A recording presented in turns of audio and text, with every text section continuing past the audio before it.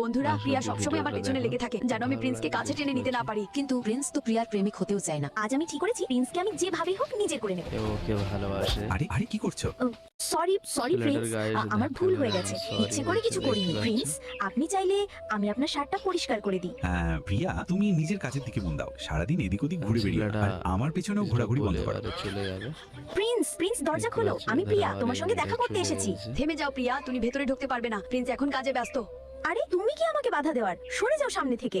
বন্ধুরা এরপর প্রিয়া জোর করেই প্রিন্সের ঘরে ঢুকে পড়ে। হাই প্রিন্স, কেমন আছো?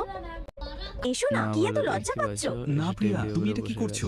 এই প্রিয়া তো বেশি আবেগে ভেসে যাচ্ছে। প্রিয়া দূরে সরে যাও, সহ্য প্রিন্স করতে শুধুই পারছি আমার। না। ওর আশেপাশেও যেন তোকে না দেখে, বুঝি? জেনি তুমি এখান থেকে চলে যাও, আমি প্রিন্সকে ভালোবাসি। আরে আমার তো লজ্জা করছে। প্রিন্স আমাকে একটু খাওয়াবে না?